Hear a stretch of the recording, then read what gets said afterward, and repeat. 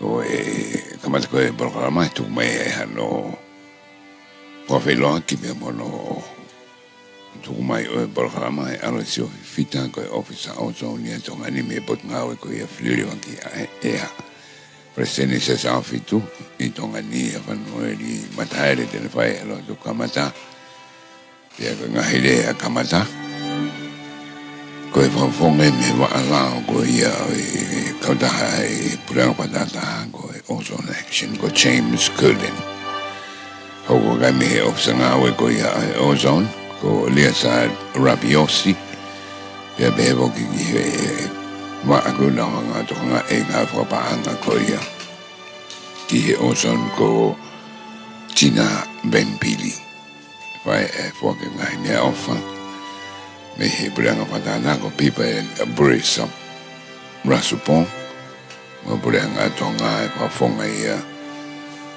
premier o Dr. Daniela Fusma Lochi ai fai le valea ai minister ki nga la lai pe ke me te ki u ia ko ne fili ke e Daniela Fusma Lochi o se me vai ai minister be ma lo ko ko ro ki de mo ko fora tu io ko guardo programa ia come no go honi pompong ni ko voilà per la come era pa Montreal be we look at Montreal protocol o mai be mangai ko da ke ia io to ya ko ia ke ho da no so ke ngai proseki fo ka fe tu io va da ko ia ko minti ka ga fo ko nge Ozone ko pulo ni oi foi mama ni mehe wala kovi ko ia fumalo ia ngai tampu ko rei ko mai me la e nganga ko foi mama ni ke unha be ma bana ka ko me panga fulai ko no uri e Ozone me me gai e ko ia ano tukito ko ngai e uri al ke atmosphere ba ko nga vangi le e fitu ko ia e Arctica e no wa mana alo lahi ba ko ki holo no uri ko kamata ke mo be e ia be ko no usia ko ultraviolet rays porque ngai welo fa tu tama ki mo malo e o mita ia tu maga mi la porque ia ma ko ia fa ngamale le ke huma ia e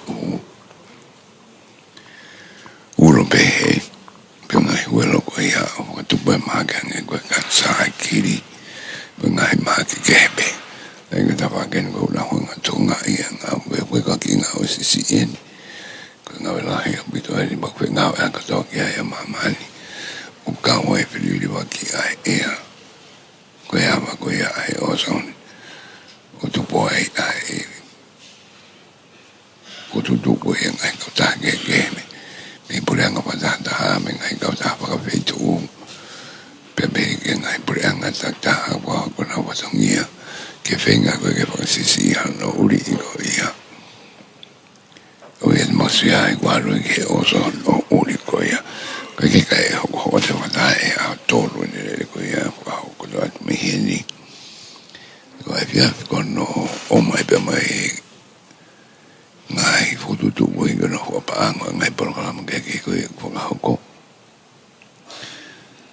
pe ke wa da ko na o me ko ia ko la va no nga we pe tu ko ange ko fo ngai fo no ke ko ia pas ke me ngai sino ko va por anga o na ta ke mo foi ngai pa to ko ia ke ta va ko ni i ta mini e fa le ko ia ko e feeling ko to ko pe pa to da ko to de nga tu ko ta ko pong ko ha nga we ko ia o ko ga ko inga ina tu na be ko decision 1896 ko ha nga ko ki ma wa ngai wi ha ai fongo na tu wai e ta minima ngai me ko ai ka wai ai ma wa ngai wi pe ma ngai ta mari ngai anda kai fo tu ngai ngawe be ni po ka uri a to la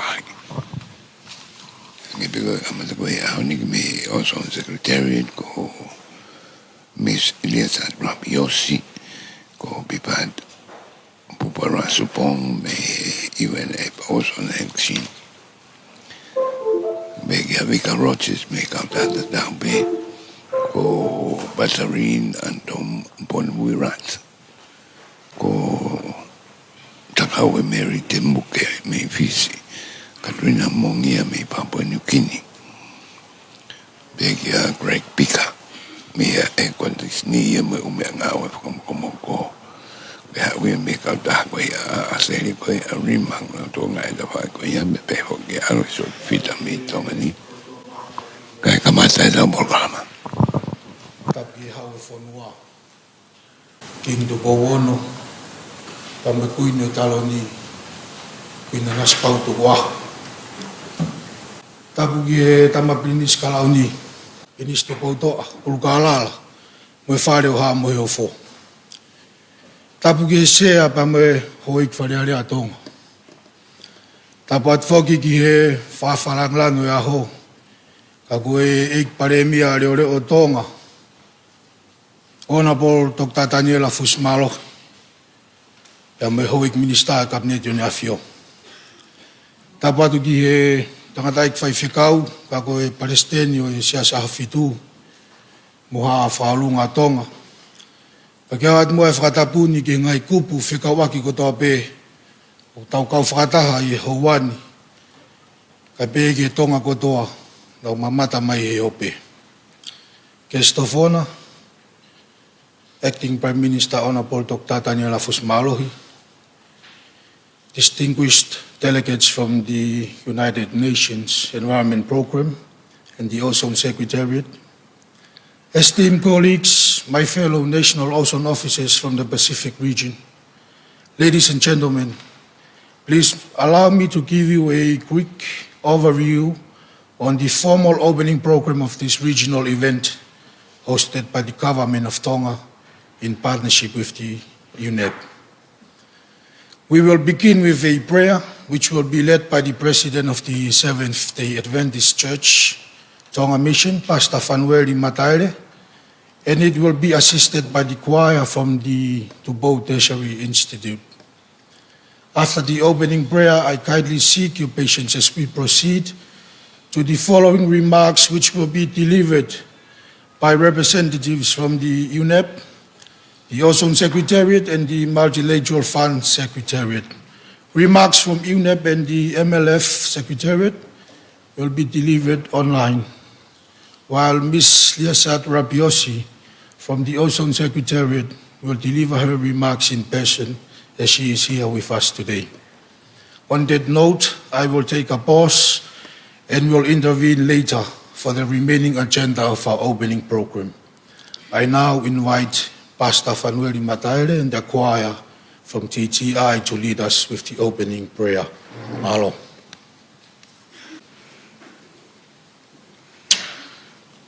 Father, I'm privileged and honored to stand before you and in the presence of the God Almighty, who guide us with wisdom, strength, and grace.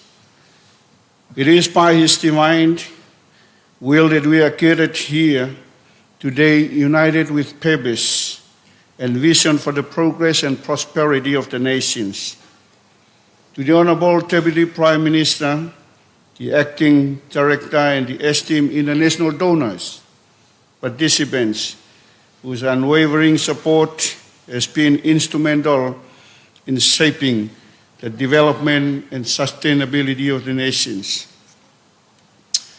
I believe that your presence is a testament to the strong partnership and shared commitment to the prosperity and well-being of our people.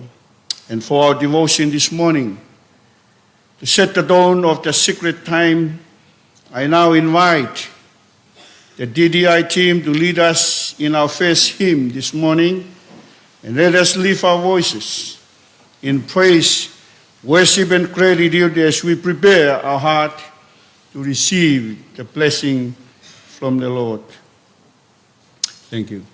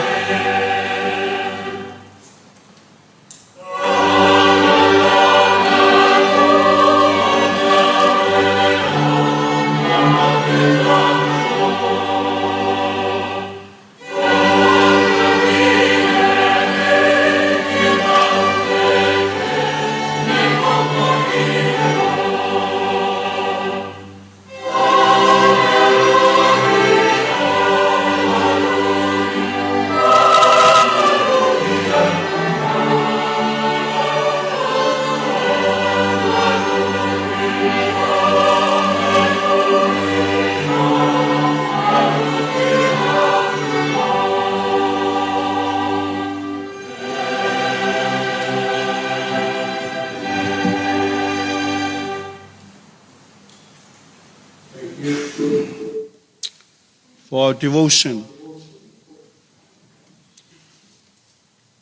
It has been entitled, The Sovereign Owner of All Things, and it's found in the book of Job, chapter 12 and verse 10. It says, in his hand is the life of every creature, and in the breath of all mankind. So our devotion is capitalized on the fact that we are here as a leaders. As a leaders, we often find ourselves making decisions that shape the direction of our commitments, of our communities, organizations, and nations. Leaders carries great responsibility, and sometimes the weight of this decision can feel overwhelming. In time like this, we must remember that the powerful truth from Job chapter 12, verse 10, God holds the life of every creature and the very breath of all mankind in his hand. This verse reminds us that the God we serve is not only the creator of the universe, but also the sustainer and the owner of everything. The world, its resources, and even the leadership position we hold ultimately belong to him. We are stewards entrusted with roles that require wisdom, integrity, and reliance on the one who holds all things together. When leaders acknowledge God's sovereignty, they lead with humility. They recognize their authority is not self-made, but given by God for a purpose to serve, guide, and uplift the others according to his will.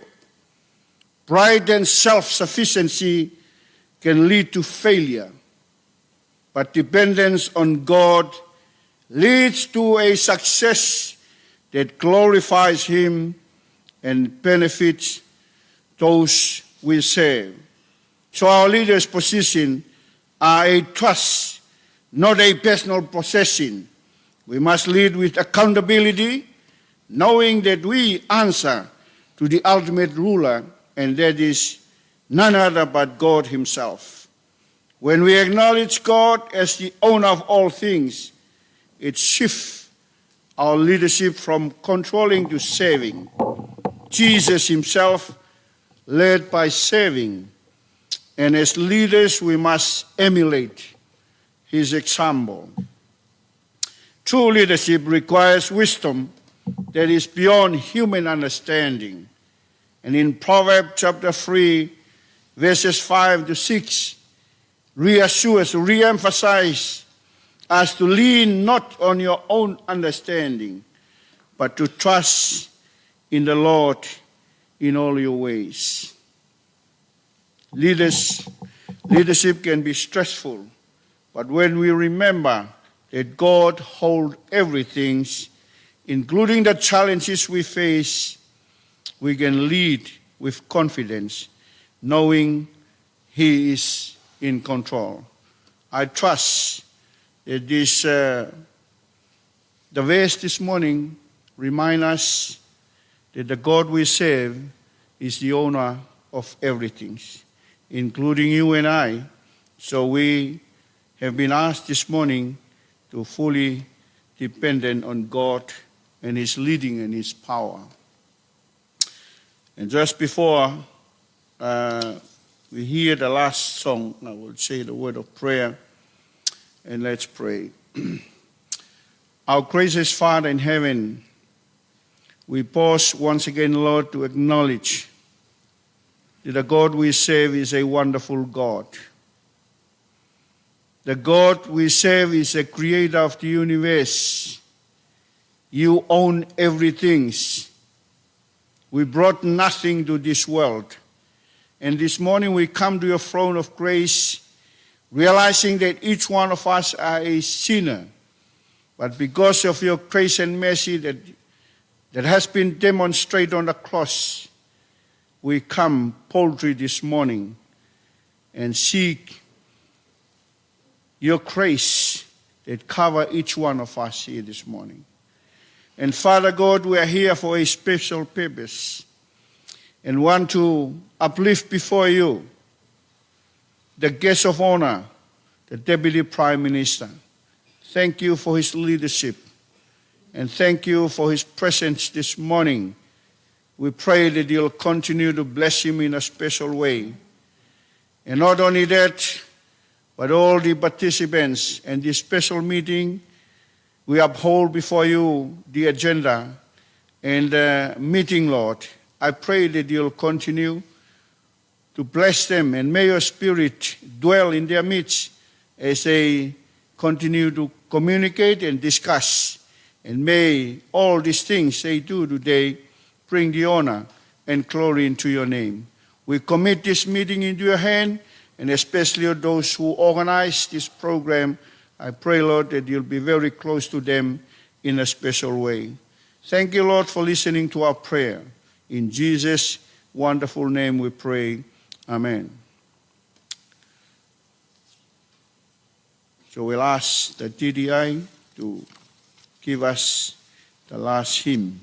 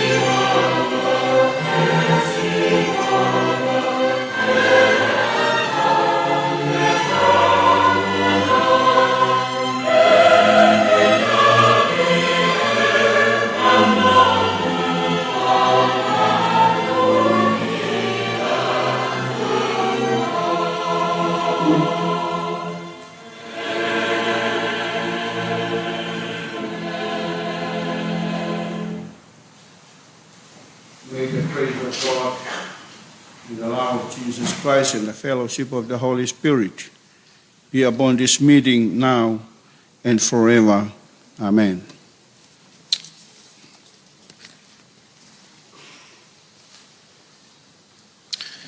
Thank you, Pastor Fanueli Mataere, for the opening prayer.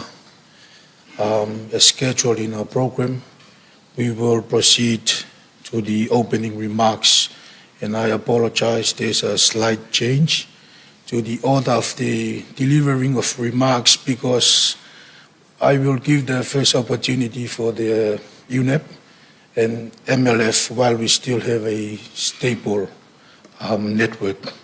So apologies, Ms. Rapiosi, you will be delivering your remarks last. Thank you. Mr. James, I give you the floor. Thank you. Yes, good morning. Can you hear me? Can you hear me well? Yes, we hear you loud and clear. Thank you. Great. Thank you very much. And good morning to all and greetings from Paris. Your Excellency, Dr. Daniela Fusi-Malohi, Deputy Prime Minister and Minister for the Ministry of Metrology, Energy, Information, Disaster Management, Environment, Climate Change, and Communications, and Minister for the Ministry of Infrastructure. Ms. Rosanna Latu, Acting Director of Climate Change. Ms. Tina Birbili, Chief Officer of the Multilateral Fund Secretariat. Ms. Liazat Radiosi, Program Officer with the Ozone Secretariat. Mr. Paul Tabor and Ms. Annie Gabriel, Department of Climate Change, Energy, the Environment and Water of the Government of Australia. Resource persons from industry and non-profit organizations, the Air Conditioning and Refrigeration Equipment Manufacturers Association of Australia, and the International Institute for Energy Conservation, national ozone officers, distinguished delegates, colleagues, and friends. It is a great honor and it's a privilege to make these opening remarks at this meeting of the National Ozone Officers Network for the Pacific Island countries. On behalf of UNEP Ozone Action and all the meeting participants, we'd like to begin by expressing our sincere gratitude to the government of the Kingdom of Tonga for graciously hosting this important regional meeting here in Nuku'alofa. We thank you not only for your warm hospitality, but also for your ongoing leadership and your commitments to the goals of the Montreal Protocol. And our gratitude also goes to the Montreal Protocol's Multilateral Fund, which provided the financial support for this event. I see that we have many people in the room here today from countries and institutions far and wide. And many of you have traveled long distances to be here, and we thank you for taking the time to join us here in this very timely discussion. Today, I would also like to particularly congratulate Papua New Guinea, ratification of the Kigali Amendment in November 2024, which marks the achievement of the Kigali Amendment ratification milestone by all Pacific Island countries. So this demonstrates the political commitment of your region, not only at the national and regional levels, but a strong contribution to the global efforts to protect the ozone layer and mitigate climate change by phasing down HFCs. The Pacific Island country region, although modest in size, continues to demonstrate remarkable leadership and innovation in the implementation of the Montreal Protocol. Your collective progress is a testament to what can be achieved through regional solidarity, through strategic planning, and through strong international cooperation. So the work of the Pacific is not being carried out in isolation. It is deeply linked with the global framework of the Montreal Protocol, the Multilateral Fund, and the work of UNEP Ozone Action and the other implementing and bilateral agencies. Your Excellency, distinguished delegates, ladies and gentlemen, I would also like to take this opportunity to express my gratitude to the countries themselves for their tireless support, for their excellent contributions, and for the great team spirit during the preparation of the 4 regional projects which are the subject of this meeting over the last 2 years, and that is over the years 23 and 2024. These efforts have finally borne big and sweet fruit. The Multilateral Fund has commended the Pacific for its innovation and its strategic approach, and this recognition reflects not just the individual country efforts, but the strength of your regional cooperation. I wish to acknowledge with heartfelt appreciation the unwavering support of the Government of Australia for this region.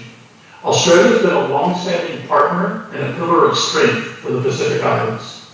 Their support has gone beyond financial and technical assistance. It has been relational, it has been consistent, and it has been rooted in a deep respect for the Pacific priorities. At the center of this support, we must honor Ms. Annie Gabriel, who has been nothing short of a champion for the Pacific. Her tireless efforts, her wisdom, her generosity in sharing best practices, policy advice, and technical expertise have uplifted the entire region. And she's walked with us through challenges, she's celebrated our milestones, and she's continuously advocated for this region's needs on the international stage. And Annie, although I understand she's not physically there, I would like to thank you for being the stalwart supporter of the Pacific Island countries. Now, the approval of the projects by the executive committee, it's not the end of the road. In fact, it's only the beginning of the voyage. And success will require consistent effort and collaboration and sustained action in strategic to ensure complementarity and coordination. You implement these 4 regional projects in parallel. So this network meeting is especially important for the Pacific Island countries because, firstly, this meeting is designed to support the Pacific in addressing 2 critical and simultaneous obligations in 2025, which are achieving the 67.5% reduction in HCFC consumption, and 2, in meeting the freeze in HFC consumption under the Kigali Amendment. Now, the second reason this meeting is important is that it sets the stage for brainstorming a robust implementation plan for the 4 new regional Pacific projects, which were approved at the 95th Executive Committee meeting in December 2024. Now, back to back with the network meeting, we're also going to have a 2-day technical workshop on strengthening HFC licensing and quota systems, which is an approved activity under the regional Kigali HFC implementation plan stage 1, the KIP. So during that workshop, we will have a deep dive into the essential elements for effective implementation of licensing and quota systems to address the challenging and complex situation of managing HFC trade control. So UNEP is the lead implementing agency, stands ready to continue working closely with all Pacific Island countries, and in particular with the cooperating implementing agency, the Government of Australia, to ensure that each country receives the support needed to fully implement these regional projects. Now, although Fiji and Papua New Guinea are not part of the regional initiative, this meeting will be beneficial for both countries to learn from other countries and to develop their own strategic action plans to be aligned with the regional context. So as we move forward, another point I'd like to emphasize is that gender mainstreaming remains a central pillar of our work, and true implementation success must include inclusive and equitable participation. UNEP is committed to supporting all countries in embedding gender-responsive approaches in every phase of the project. Now, before I close, please allow me to also recognize and thank Ms. Tumao from the Samoa National Ozone Unit, who has resigned from the Ozone Unit. So Tumao, your dedication, your leadership, and your contributions to the Pacific region have been really, truly commendable. And you've helped build not just the systems, but build the people. So we would like here to thank you publicly for your service and look forward to working with you in new capacities. Also, I would like to extend our deepest thanks again to the government of the Kingdom of Tonga for their excellent partnership to deliver this regional meeting. And thanks also to the 2 secretariats, to the agencies, and the partners for their engagement in this network meeting. So let us move ahead with the same spirit of unity and purpose that have brought us this far. The Pacific voice is stronger, and together we will continue to make it heard around the world. I wish you a very successful meeting this week in Tonga. I wish I could be there, but you're in excellent hands with PPAT and his fantastic team from our Bangkok office. So thank you very much, and Mauro Opito. Thank you.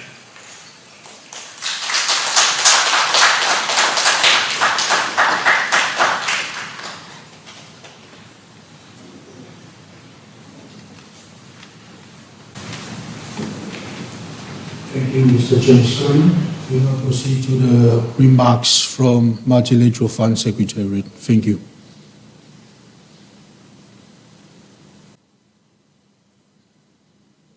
Thank you very much. Honorable Deputy Prime Minister and Minister Dr. Kusimalohi, distinguished members of the Pacific Island countries and all members of the Executive Committee, dear colleagues of the CAP team and the Ozone Secretariat, dear Jim, colleagues and friends.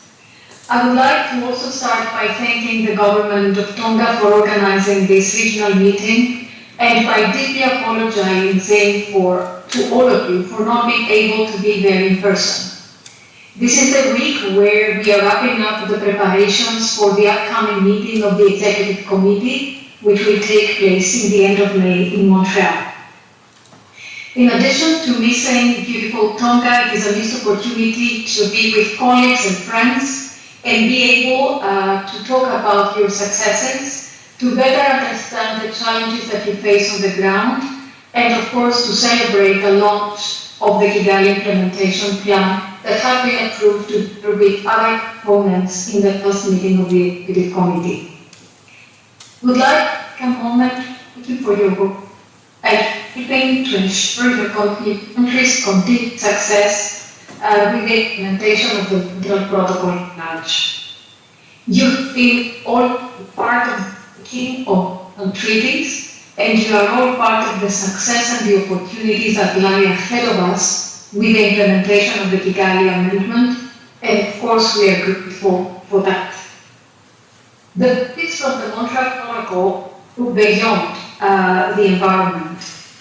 While performing the transition from one group of chemicals to another, through the implementation of projects, you have maintained or even increased employment in your clients. You have trained technicians and assisted them in boosting skills. You have benefited the local economies.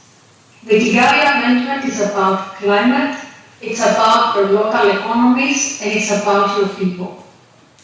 The Secretariat was extremely happy with the approval of your HPNPs and the Kigali implementation plans in the last meeting. Every project which is approved is what makes our job very rewarding. It is even more rewarding for me personally when the projects are approved for small countries.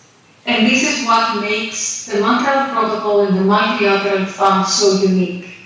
No matter how small or big a country is, they all deserve the same attention and they all get the same duty of care. So we are very pleased to have been supporting your region, the PIC region, for the last 2 decades. The regional model that Jim spoke about is an exemplary model of success for your region. And when we talk about regional cooperation, it is not only among your islands, but as Jim said, it's about collaboration between Australia, in the past New Zealand, and your islands. So we learn from each other, and you learn from each other. And actually today we were reviewing the twinning program for UNEP and UNEP CAP team, the twinning between ozone officers and energy officers. And I came across the Pacific Appliance Database, which is a very innovative example of how regional cooperation has worked in the past, and it's very relevant for the implementation of the Kigali Amendment. So I would like here to recognize from the MLF part, from the Multilateral Fund Secretariat, the support that has been provided by Australia. And apart from governments and apart from institutions, it is always the persons that matter and they make the difference. And I would like also to underline the unwavering support and the commitment of Annie Gabriel in this process. The UNEP team has been working systematically with the countries to achieve specific goals relating to the Montreal Protocol. Our dear colleague PIPAC has been instrumental in ensuring that the Kigali Amendment Plan was approved for 12 countries. The funds that were approved in the 95th meeting, in principle 8.5 million for the Pacific Island countries, can help build capacity of your countries to adopt sustainable solutions for a very long period of time. Training and capacity building with supporting regulations to control and monitor the use of control substances is critical. This will help your countries achieve your targets in a systematic way. We also recognize the support that has been provided by technical experts that come from the region. And this is very important, that there is no one else that knows your issues and your challenges on the ground better than national consultants. So we would like very much to appreciate that. It's very important in this context where new technologies that are using low global warming potential refrigerants are increasingly going to be adopted in your markets. Funds have also been approved for survey of unwanted controlled substances. Innovative models need to be developed for cost-effective management of unwanted chemicals. We have many more things to be discussed in the next meeting of the Executive Committee. And we will be here with the amazing CAP team to also see what more can be done in your region. Dear colleagues, many of you do not participate in the meetings of the Executive Committee. And we feel that Montreal is very far apart, and it is very, very far from where you are right now. So you could allow me to say a little bit about the recent progress in the Executive Committee meetings.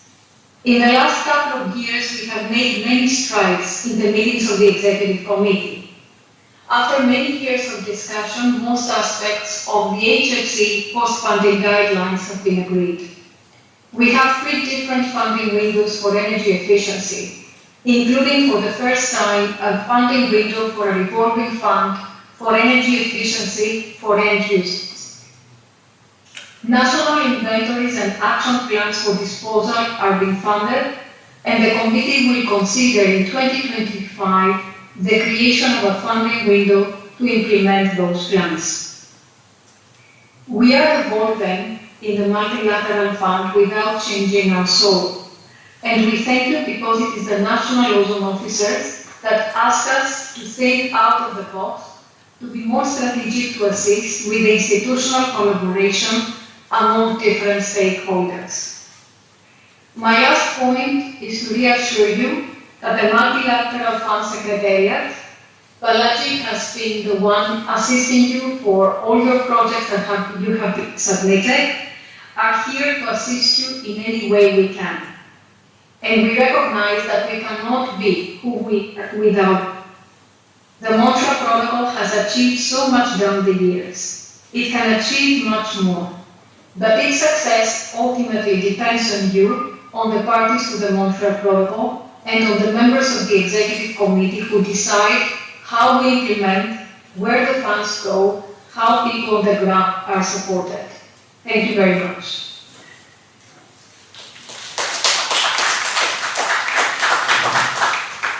Thank you very much, Legislative Fund Secretary, for assuring and securing funds for the upcoming projects that will be implemented by the region. And I welcome our last remark from the counterpart, Ms. Rabiosi. Thank you. Thank you very much. Good morning, dear ladies and gentlemen, dear colleagues, present here and online. Thank you to the Department of Climate Change for organizing this event and UNEP for bringing us together. And thank you to the Honorable Minister and Deputy Prime Minister of Tonga, Dr. Daniela Fusimalohi, for your warm hospitality. It's a real pleasure to be here with you today, finally in person. Some of you might have heard my voice in the previous meetings from pre-recorded messages. Nothing beats face-to-face dialogue, and especially with the warm hospitality of the Pacific Island countries. This is my first visit to this place, to this part of the world, and I'm already fully enchanted with this place. This gathering is not just a technical meeting, it's a demonstration of our shared commitment. The Montreal Protocol, through the phase-out of ozone-depleting substances, has already delivered climate benefits equivalent to over 135 billion tons of CO2 equivalent. And this is a significant number, equal to about 4 years of annual carbon emissions avoided globally. It has helped to protect the planet's carbon terrestrial sinks by reducing harmful UV radiation. And through the Kigali Amendment, we now have the opportunity to avoid up to 0.5 degrees Celsius of global warming by phasing down HFCs, the goal that can be doubled with energy efficiency improvements in cooling equipment. And this is not just a good science, it's a smart climate action. For the island nations where the effects of climate change are already tangible, its implementation is both urgent and vital. Beyond its environmental achievements, the Vienna Convention that is celebrating its 40th anniversary this year has been foundational for atmospheric science. It has been helping to establish a most robust global monitoring and reporting systems for chemicals and emissions. For the Pacific Island countries, this matters. The region's vulnerability to climate change and ozone-related impacts makes such reliable data critical, and the region can play an important role in this respect, for being both on atmospheric pathways of these emissions and providing an important baseline reference for other regions with heavy industrial activities. Continued investment in science and data ensures that even small and remote countries are equipped to act based on robust scientific evidence. The region's cooling sector may be low in consumption as classified under the Montreal Protocol, but it's essential for economic activities, for food preservation, to healthcare and tourism. Ensuring a smooth transition to climate-friendly refrigerants and efficient equipment can strengthen energy security, reduce costs, and improve resilience. Next year marks the 10th anniversary of the Kigali Amendment, and possibly we are looking for the universal ratification of this amendment, as it's been done for the Montreal Protocol. And this region is the only one where we have achieved a universal ratification already of the Kigali Amendment, which is not a small feat. It's a demonstration of your commitment and action. And looking around the room today, I see many young and also very experienced, enthusiastic national ozone officers. You can carry this legacy forward with skill, energy, and a touch of Pacific optimism. Thank you for your hard work and your collaboration and for making the Montreal Protocol not only a global success, but a local one too. I wish you all a very fruitful meeting. Thank you for having us here. Thank you.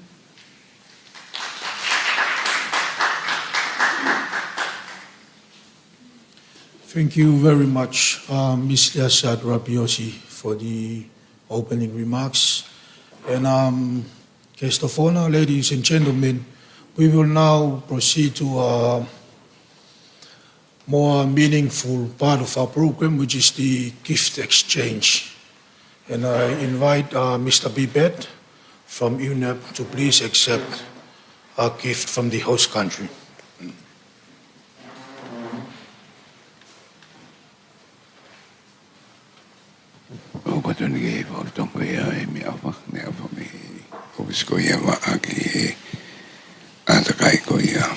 Mi branga patata pa fonga mai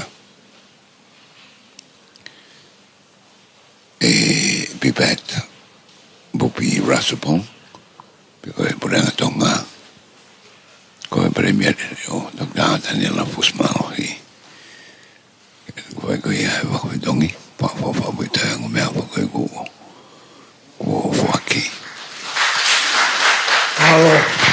Thank you for the gift exchange, a symbol of our continued friendship and commitment for a safer future. I now invite the guest of honor for the opening statement. Paula.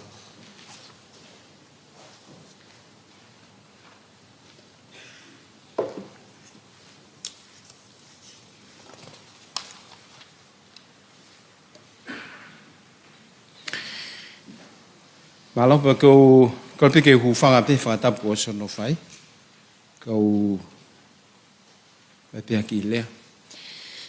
I'd like to say a few words in Tongan first, because the people of Tonga are listening in and tuning into your proceedings this morning. I just wanted to make sure that they understand what is ozone layer and what had happened and what UNEP is currently doing about the problem.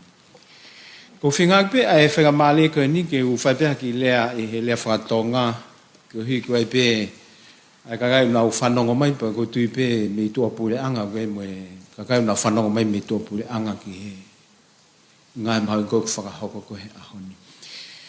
Ko e conference whogene ai ka officer o ku nau lava mai me ngai whonua Pasifiki ki nau whakataha o whikau aki pe moe mea maho inga koe ni koe ozone layer. Nga patu e ai pehe lea whakatonga ke mahino. Koe sipi kafu e ni koe koe kune hanga malu e fo i mamani. me he huelo whatu tāmaki ko ia o e laa. I he ki mo he tahi wa whitu ngofulu, nei kei ke whakakaukau ha taha e kwa ha palpale mapehe. Ana toki wakai e kausai nisi ki he ngahi whamatala na nau tānaki, i he tahi wa whitu ngofulu, pe ki mua si pe ai o lele mai ai.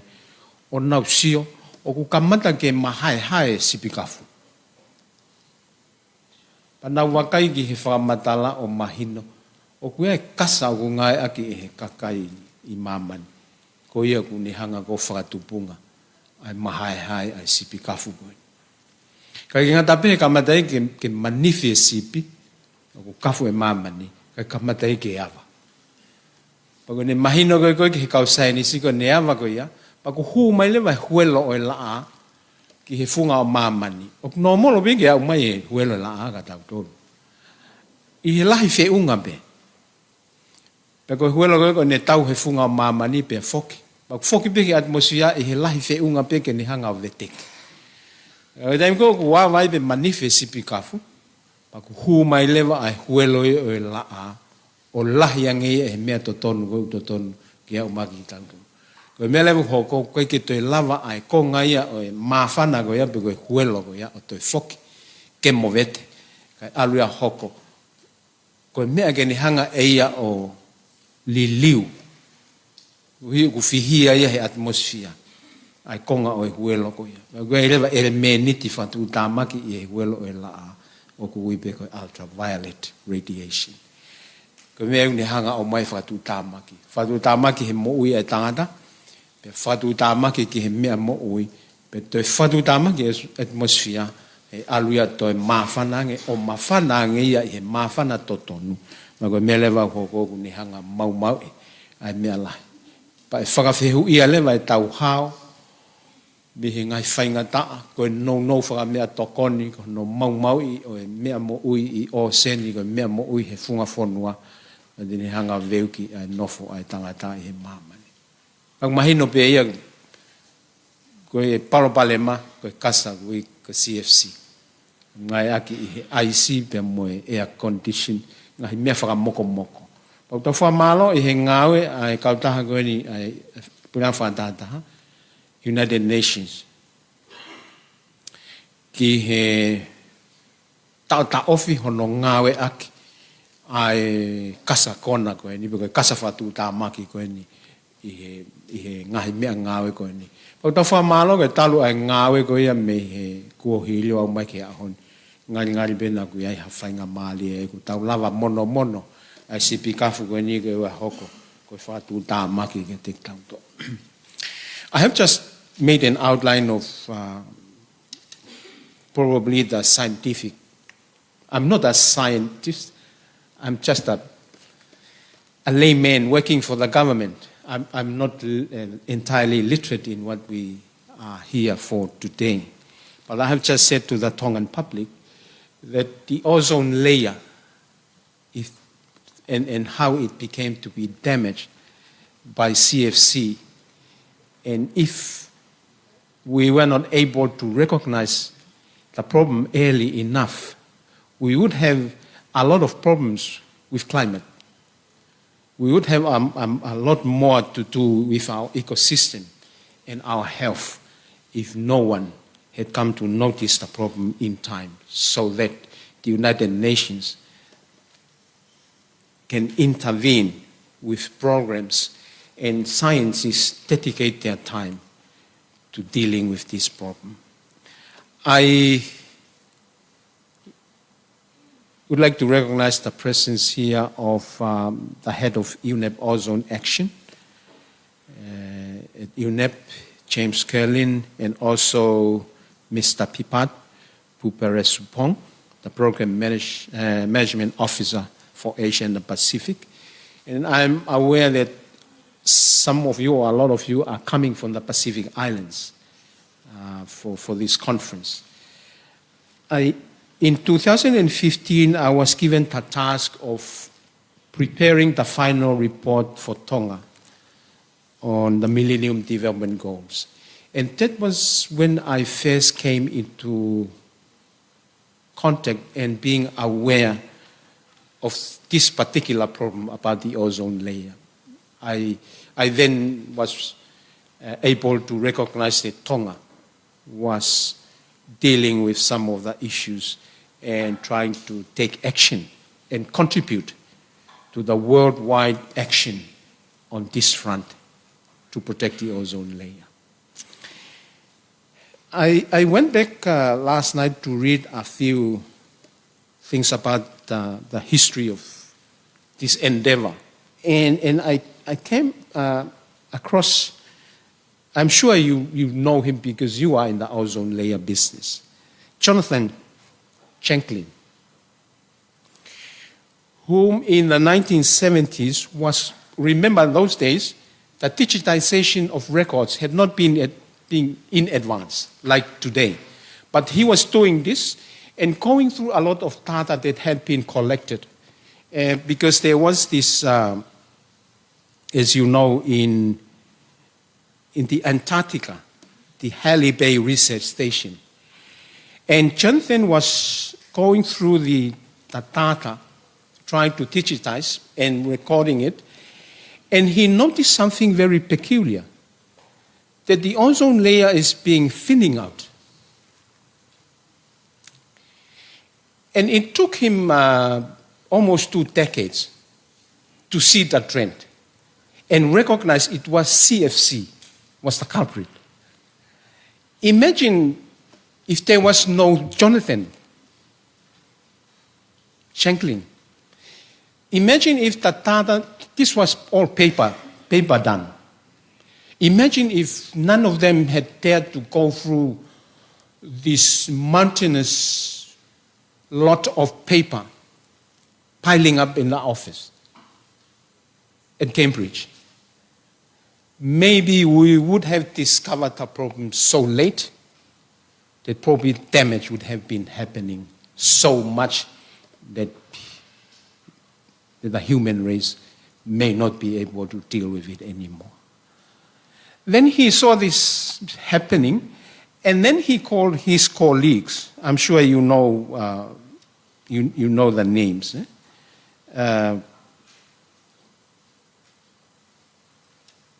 To come out and work with him to publish the findings. Remember, scientists don't rush out and tell people this is happening. They have to confirm the data and the findings, first of all, before they come out and say the ozone layer is being damaged. I'm sure a lot of you are not here just to come and enjoy your time in Tonga or just go to UNEP and work to have a salary. Last week I spoke about people who have passion about what they do. People in the ICT area trying to ensure that women in Tonga are literate in digital technology, because that is the future and it's coming.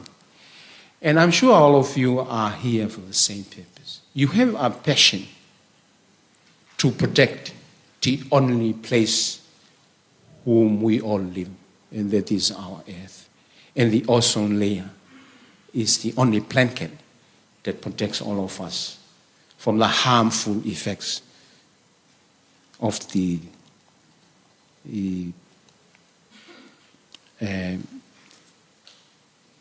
damage that is going to be caused to the ozone layer. I then came across this, I had to remember this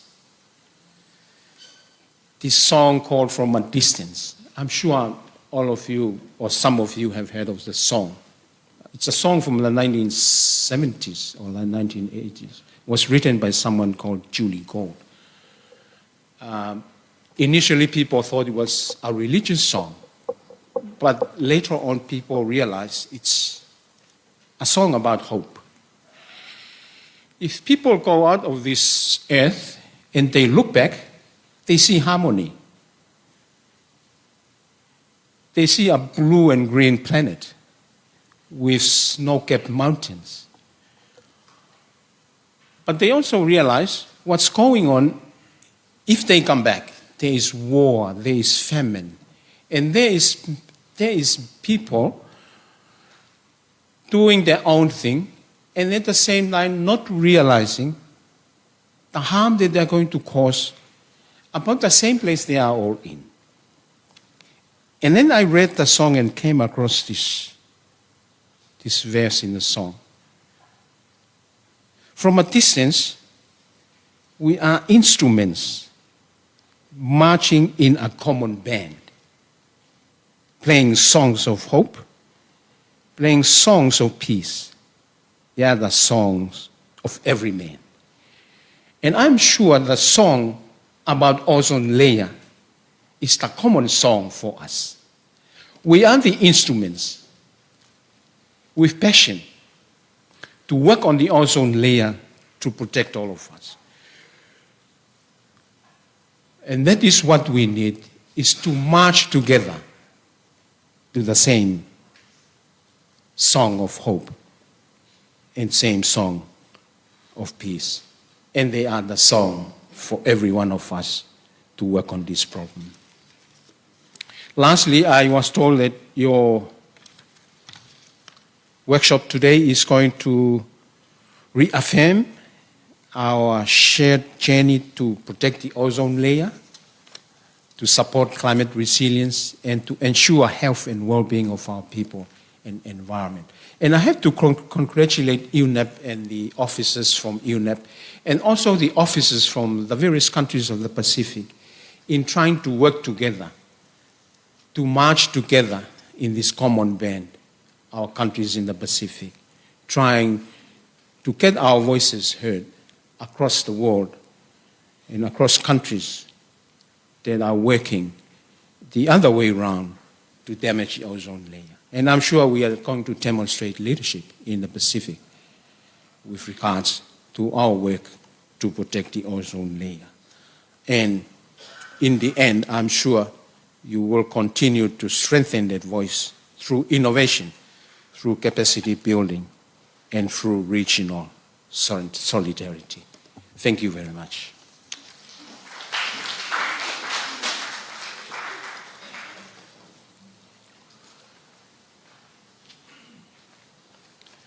Please, can we have another round of applause, but louder at this time? Thank you very much, Guest of Honor, Acting Prime Minister, for officially opening this regional event.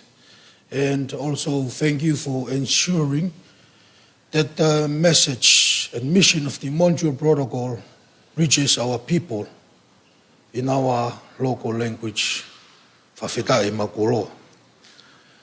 We now come to the end of the opening session, and at this time the choir will perform an entertainment to end the opening session and also to set a more energetic and joyful mode that I'm sure it will last for the rest of today and this week's program. Please welcome the choir from the Tupou Tertiary Institute. Malo.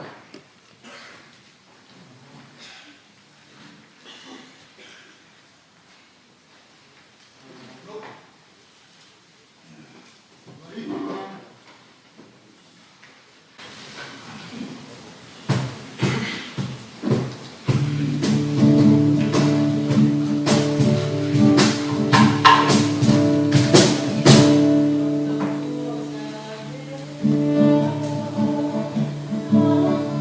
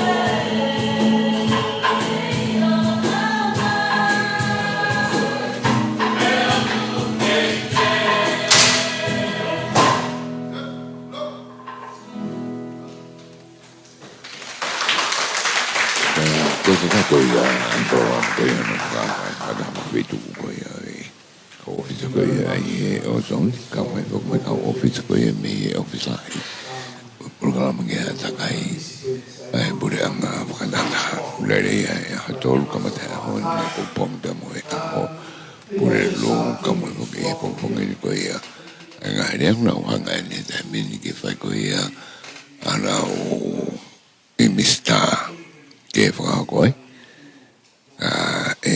ngata e forma fora ma to e ho ko pe ai fa ha ka ba dong ben ha le le tu e war fi ko ni ma pe fo ke live stream ai BroadCom FM broadcasting ka fa fa ni e pita ta fo pe fo ki ya me sa ke fa mo ki o ko sa slovaka me he sinda conference ka fa ni lo me Nuku'alofa mo mea tua fatu.